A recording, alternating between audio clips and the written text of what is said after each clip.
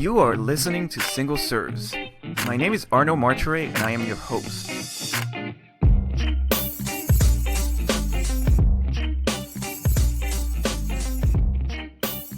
Single Serves is a podcast dealing with design, architecture, business, and city building in which I interview an expert on a specific subject matter. Together, we dive into that topic and challenge conventional thinking in a thought-provoking conversation. I sincerely hope that you will find these conversations as engaging as I did and learn a thing or two in the process. Don't forget to send us your comments, criticism, and praise. To do so, you can email us at hello@rvltr.studio or leave a comment online. You can also subscribe to the podcast on our website at rvltr.studio and follow us on social media under the handle at Révélateur_TO. It's REVELATEUR_TO.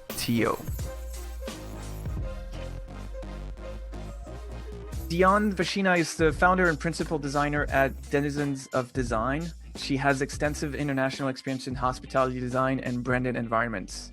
Recently, Dyonne has focused on research in design strategy, the business value that good design thinking brings to a project.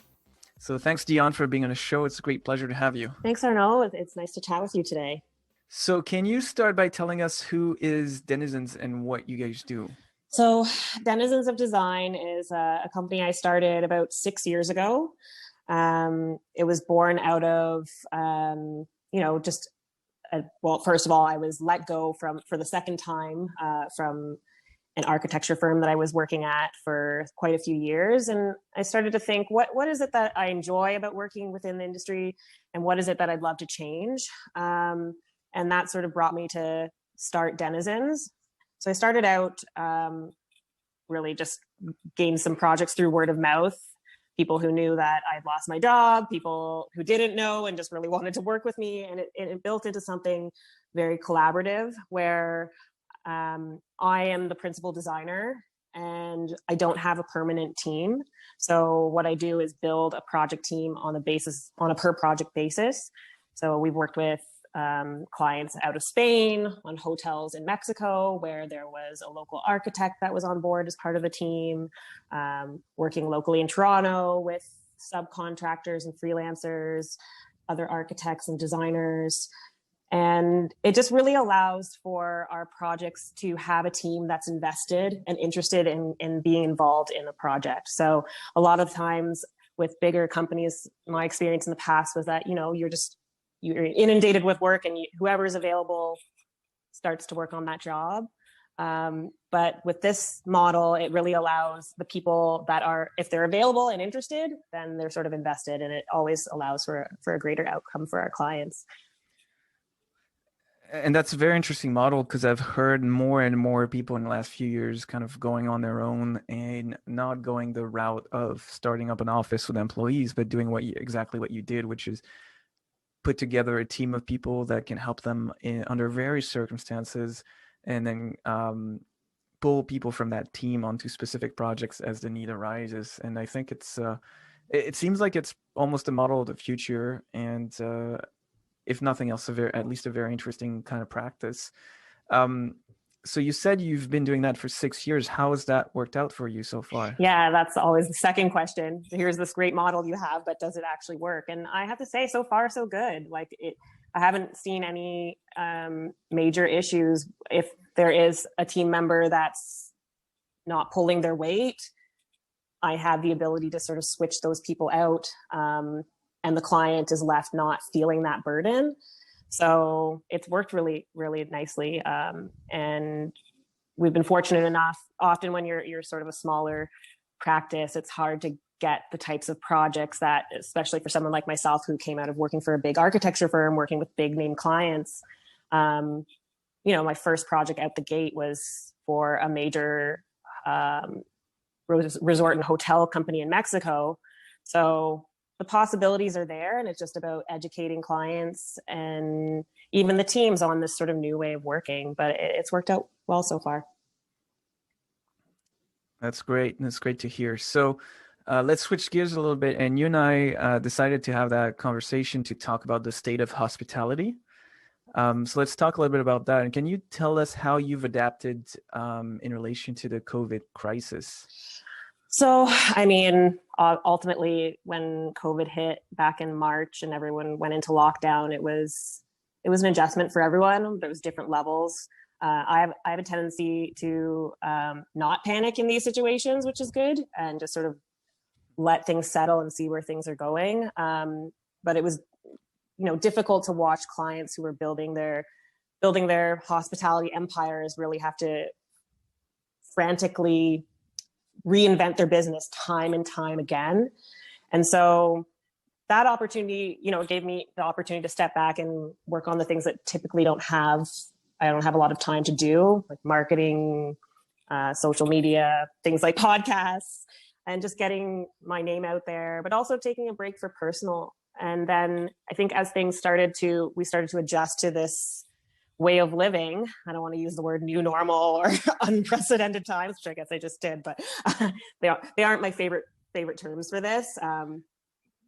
They're a bit tired for sure. Yeah. So we allowed everyone to adapt and adjust at their own pace. And ultimately, it was our clients that we built relationships with over the last 6 years that were the ones to come forward to say, okay, we're adapting, but we're doing okay, and we want to continue with some new projects or continue with work we were already doing. But there was definitely a bit of a hold in the beginning. I think most people saw that, either projects that were on the horizon just going completely quiet, or projects that were about to start or midway through being put on hold.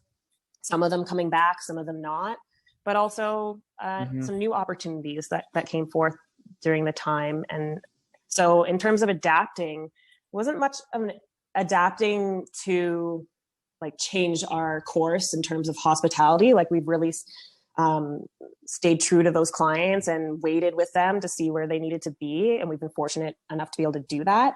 But adapting the way that we do these hospitality projects and how we can innovate and adapt with our clients to the new processes that they're dealing with. And that's been interesting to navigate. I have kind of a double question next for you. How does someone like you help your clients adapt and survive a crisis like the one we're in right now? And do you have specific examples of what that looks like? So you mentioned in the beginning a bit about my bio, and you mentioned the research that I've been doing into business strategy. So often design leaves out that element. It can be just about aesthetics or code, what the typical parts of a design project that you would expect. But we really key into the business value that design can bring to a project. So thinking strategically with the clients on how they can get the best value out of their projects now in a state where putting money into things can be a little bit risky. So for one of our clients, they had the means, but they were also concerned about the market. So they approached us with a project, and we discussed the idea of designing it in a new way where they didn't have to put up their full upfront costs for their build out. So this project I'm speaking about is a restaurant project. We were approached after the lockdown, after the pandemic. So it was a new project. It was in the works, actually. I'm sorry. It was in the works in the past and it had been held, but it wasn't our project at the time. So it was something that they had been thinking about, but it wasn't something they were slating to start. And so they decided to move forward with us. And the idea that we came up with was to work on, it's a fast casual restaurant. So there would be a counter service component as well as seating areas, grab and go, the whole gamut that you would typically see in a fast casual restaurant. However, we worked with them to determine what were the key elements that are needed right now in order to open up and function, and what are the elements that you could leave until a little bit later, but also having to design with those elements in mind. So in this case, all of the seating areas were left open. The grab and go area has been built in because it's part of the general counter structure, but there were additional grab and go elements that were put on hold so that, you know, when the capacity is increased, these components can kind of be added back into the project without having to have the upfront spend of designing and detailing all of those elements. So it was interesting to design a space with a big empty seating area, but still trying to define the shell of that space so that it can fit those future components. And it allowed the client to save at least 30 to 40% of their build cost by not having to do those components now. Mm-hmm. So you had mentioned offline the idea of doing business intelligence to kind of innovate. Can you tell us a little bit in more detail what business intelligence is, and how has that impacted maybe this project or others since the beginning of COVID? So when we talk about business intelligence as it relates to design and design strategy, it's really keying into what are the value adds for a business? What is this business trying to achieve? You know, for a restaurant, they're trying to make sales of their food products and food and beverage products. They're trying to target a specific demographic and keep those people coming through. So these are all the elements of a project that are important for the client, but are not always necessarily tied to the design. So when we merge these together, we can create a design that actually helps increase the value of those business attributes that the client is looking to achieve. A lot of times you go in and you do a design based on strictly aesthetics, or, okay, what's the brand and what do we want it to look like to reflect the brand specifically, but we don't necessarily think about what specific details or how does a client or a customer move through the space. I mean, those should be important factors in any good design. One model I can speak about that we did before COVID was with a couple of our museum partners and our hospitality partners, the Food Dudes. We worked on clay restaurant at the Gardner Museum and just recently finished the McMichael Cafe at the McMichael Canadian Art Collection. And both of those projects took aspects of the functioning of their spaces. These are both restaurants that are open during the day as lunch cafe space for museum guests. But in the evenings and on the weekends, these spaces would be used for events. So often what would happen is whatever furnishings and products they had on site for the cafe would be stored away, and then rental companies would come in with furniture and fit out the space for an event. And all of that revenue for the rental furniture was going to these third-party companies. So we worked with both the gallery and the museum to develop a strategy where they were putting a little bit more upfront into designing modular furnishings and features to their space and designing multiple layouts so that they could reuse the restaurant pieces to service events. And now they no longer are taking that revenue and giving it to third-party companies. It's all happening internally. So it decreased the amount of time that was needed to flip from a daytime service to a nighttime event. It actually brought the venue cost up for the customer, but brought the rental fees down. So the customer is saving money. And because it brought the venue fee up, it was bringing more revenue in for the galleries. So this was a new model that we developed with our clients and really keying into that business value in the design decisions and what we were creating for them. But that's just one model. And I think that's something that we can apply to a lot of, that's the whole point of design strategy and business intelligence. You can apply these strategies to different types of business models. And we were already seeing people adapt and change the landscape of hospitality, food and beverage prior to COVID. Things like ghost kitchens, or, you know, people using spaces for dual purposes.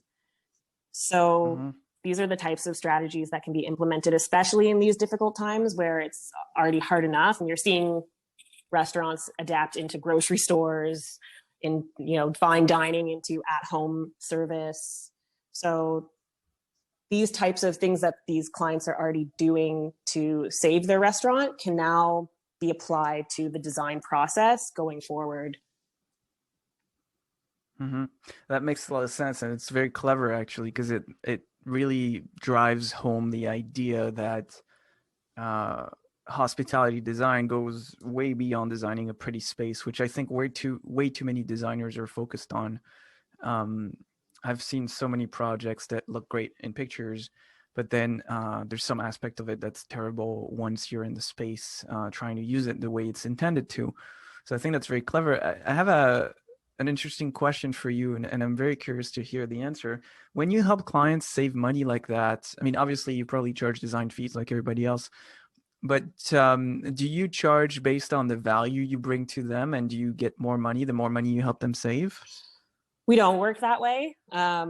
We work in a way where we want to be paid for the value of the services that we provide. So we put a value on that as a service, but if we're saving them on one project, 10%, and on the next project 20%, it doesn't really impact the fee on the project. The fees are more based on the amount of work that is necessary to achieve the product or the project. And my whole thing as a person is that I want everyone to be treated fairly. So I want the design team to receive a fair fee for their services, but I want the client to also feel like they're not being cheated. And so we work in a way where we pass along our trade discount without a markup. There's so many different ways of doing that in this industry, and it's led to a lot of clients feeling a bit cheated. I mean, I've heard stories of hospitality designers who, I don't know, I'm not naming names, so I can give an example. There was an artist who was doing this mural, and it was being run through the design firm, and the design firm charged the client, $25,000 for this mural, but they were paying the artist only $5,000. And the client came back and asked for a reduction in the mural cost. And instead of reducing their insane markup, they went to the artist and asked the artist to reduce their fee. So I hear things like this, and it's just brings to light why there can be this level of mistrust when you're meeting new clients, because everyone's working in such a different way. And I hope that we can come to a place where design teams, architects, designers, we're all working for the greater good of the community and working on similar models that benefit our clients. And I'm not saying that all companies are out to cheat people, and there's a certain level of business strategy to adding markup to things. I understand that, but our model is really just about the value of our services and not making money off the products that we specify for you. Fair enough. We've all seen those, heard those horror stories of people doing unethical things like you just described. But I think there's a misconception in the industry I've heard and seen many times of people who don't charge enough for their designs, so they try to make up for it in marking up products or not giving their discount away, which I think is not a good business model, because you're reliant on product costs to make money, as opposed to just being straight up with your clients, say this is what we charge, but we're very transparent, and this is the kind of value we deliver, and that's why we might be more expensive than someone else. So I think it's very interesting to see that you're moving in that direction. Where do you see the hospitality industry going in the future, near and far? Well, near, it's so difficult. No one has a crystal ball for what's going to happen. Ultimately, we've been living this for the last, 10, 11 months, and we have vaccine on the horizon. There's lots of speculation, but I think what many hospitality business owners are going to be seeing in the future is just doing whatever they can to survive. And designers need to be prepared to just wait that out and not put pressure on their clients to build out something if they can't afford to do it. However, for those that can afford, this is a great opportunity, because there's a lot of cheaper rents, better deals with landlords, buildings for sale. If you have that ability to buy your property, you can probably get a good deal and take advantage of the downtime and be ready for when things pick up again. In terms of how spaces will be designed or how hospitality spaces will function. A lot of what I've already mentioned about dual purpose spaces, ghost kitchens, getting your food service like Uber Eats, skip the dishes, and all those other sort of partners. Get your counter service going while leaving your seating area empty. All these sort of little strategic things you can do ahead of time while you wait this out. And then in the more further future, maybe a couple years out, I think we're going to see a little bit of residual effect from all of this. In particular, when it comes to food service, a lot of the fine dining and sit down service restaurants, I think they're going to start to be utilizing more of a takeout model or hybrid of that, and keeping that going because they've seen the benefits of it. There's still going to be people that don't want to go out. So there'll be the people that are longing for it, and then there'll be the people that are still not comfortable. So it'll be good for them to keep that on if they can. When it comes to hotels, which is something that we do as well, and I have to say the hotels are definitely the projects that have held and stayed that way. But there's a great opportunity, especially, I mean, we're based in Toronto, in the areas surrounding Toronto, as we move through the new year and people are eager to travel but can't really leave the country. People are looking for those local kind of motel, resort communities to get away, to get some semblance of a vacation. So I think for hotel industry, things like contactless entry, especially something like a motel where you could have some type of code and then you just get right in your door without having to go to a concierge. Keeping as much face time away from other people while still having that opportunity for a retreat, I think is something that we will see a lot more of. And yeah. So in light of all the opportunities that you've just mentioned briefly, what do you typically advise your clients to do to respond to the crisis? Well, I don't necessarily advise them on how to respond to the crisis because I think it's a very individual thing. These are businesses, but they're still businesses run by people. And actually, if you go on our website, which I'm sure you can link in the show notes or however you do this, we in the summertime did a white paper on the future of work. And I think that applies to all businesses. It was focused a lot on office space, but the model of how you assess where your business needs to go can be applied to hotels and restaurants as well. And at the end of the day, it's important for organizations to look within and look at their individual employees, what they can withstand, who they are, what their brand is, and where they can go next and where they feel comfortable going. And then that's how I advise them. It's almost like, I get this a lot, but sometimes my clients say, it's like you're a therapist, even just navigating between, even in a bigger corporation, a CEO and COO who are disagreeing on the direction to go. And when it comes to design, often we're navigating these differences in personalities and trying to just keep them on track with what their business is and what they're trying to achieve and how our design services can help them get there. So it definitely is an individual assessment and just using common sense and design experience and knowledge, but also reading the room. You never know what someone's going through. And so I often try to take a step back and just be a listening ear, especially right now. A lot of compassion comes into how we navigate dealing with this, because I know, especially for hospitality, it's very hard right now. So having a little bit of that empathetic ear right now, I think has been really valuable to our clients, that we're not just architects or designers that are robots. We're human too, and we're here to listen and help.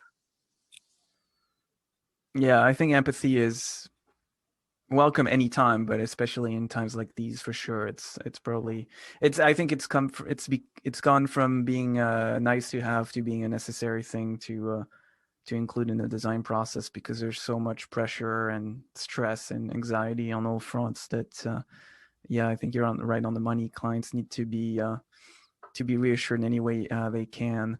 So we've touched briefly on a number of new trends or paradigms or new things that have popped up in the hospitality sector.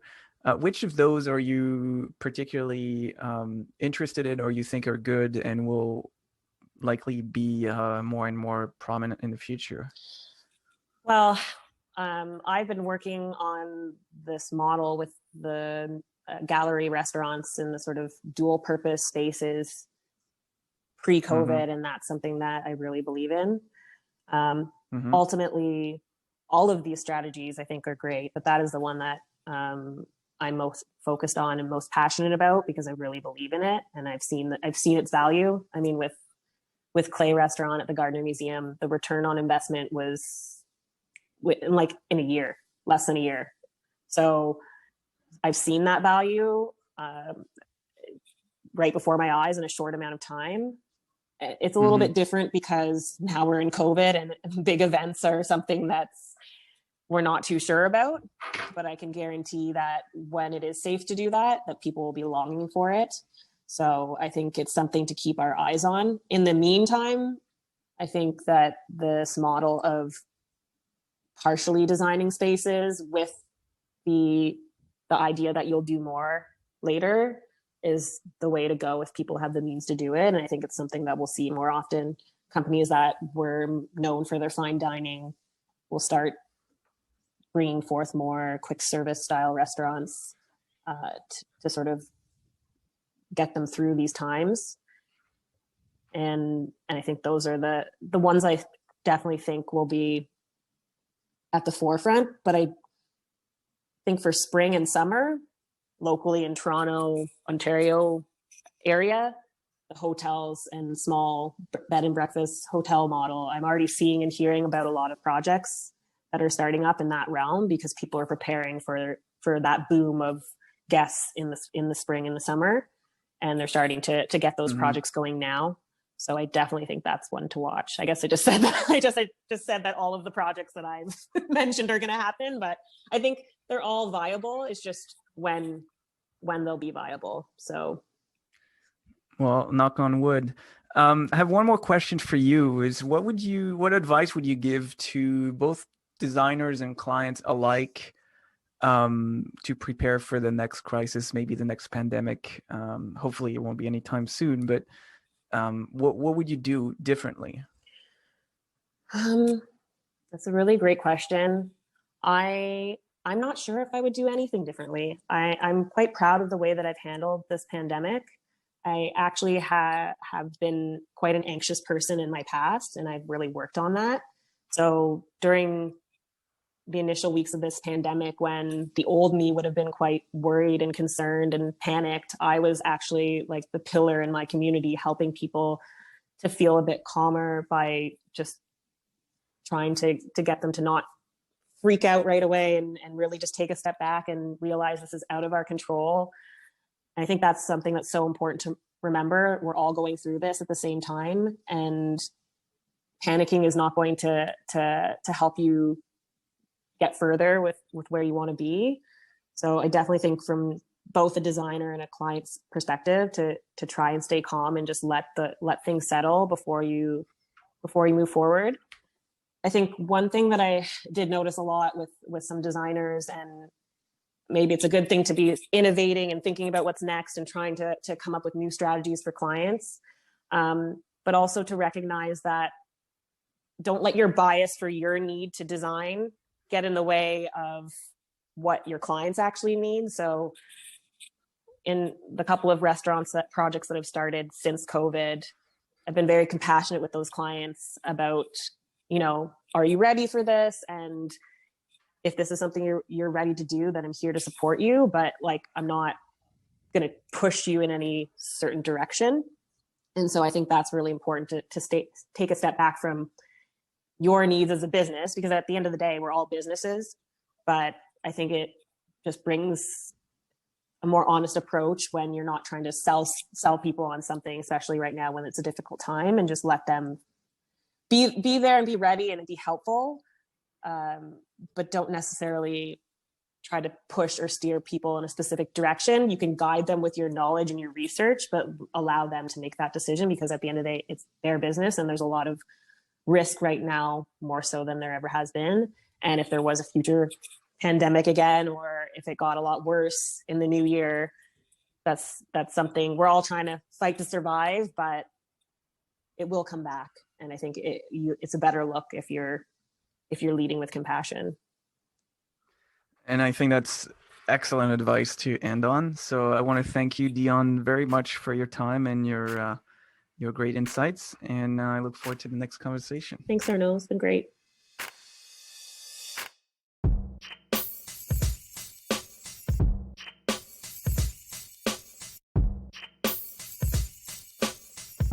Hey, Arnaud here. I hope you've enjoyed this episode and that you'll come back for more. Please share with your friends and colleagues, and remember to subscribe on our website at rvltr.studio. Until next time, ciao.